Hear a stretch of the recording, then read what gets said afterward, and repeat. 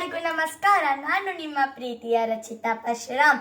ಅಪ್ಪು ಅಭಿಮಾನಿ ಚಾನಲ್ಗೆ ಸುಸ್ವಾಗತ. ಸರಳತೆಯ ಸಾಹುಕಾರನ್ ಬಗ್ಗೆ ಇನ್ನೊಂದು ವಿಷಯನ ತಿಳ್ಕೊಳ್ಳೋಣ.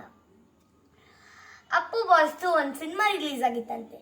ಯಾವುದೋ ಊರಿಗೆ ವಿಸಿಟ್ ಕೊಟ್ರಂತೆ. ಅವರ ಅಭಿಮಾನಿಗಳೆಲ್ಲ ಸೇರಿ ಅಪ್ಪು ಬಾಸ್ಗಂತ ಬಿರಿಯಾನಿ ಮಾಡಿದ್ರಂತೆ. ಅಪ್ಪು ಬಾಸು ನಾಳೆ ಬರ್ತಾರೆ ಅನ್ನೋಂಗೆ ಇವತ್ತು ಬೆಳಗ್ಗೆ ಬೇಗ ಎದ್ದು ಅಪ್ಪು ಬಾಸ್ಗೋಸ್ಕರ ಬಿಸಿ ಬಿರಿಯಾನಿನ ಬಾಕ್ಸಲ್ಲಿ ಹಾಕಿಟ್ರಿ ಅಂತೆ. ಅಪ್ಪು ಬಾಸ್ ಬರೋದು ಸಂಜೆ ಆಯ್ತಂತೆ. ಅಷ್ಟೊತ್ತಿಗೆ ಬಿರಿಯಾನಿ ಅಳಿಸೋಯ್ತಂತೆ. ಅವ್ರ ಜೊತೆಗಿರೋರು ಯಾರು ತಿನ್ನಲಿಲ್ಲಂತೆ ಫ್ರೆಂಡ್ಸ್. ಆದರೆ ಅಪ್ಪು ಬಾಸು ಅದನ್ನು ಕಣ್ಣಿಗೆ ಹೊತ್ಕೊಂಡು ತಿಂದ್ರಂತೆ ಫ್ರೆಂಡ್ಸ್.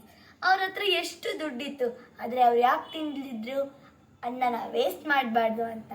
ಹೀಗೆ ಇನ್ನೊಂದು ವಿಷಯ, ಅಪ್ಪು ಬಾಸ್ದು ಇನ್ನೊಂದು ಸಿನಿಮಾ ರಿಲೀಸ್ ಆಗಿತ್ತಂತೆ. ಅದಕ್ಕೆ ಎಲ್ಲರೂ ಸೇರಿ ಹಾಲಿನ ಅಭಿಷೇಕ ಮಾಡ್ತಿದ್ರಂತೆ.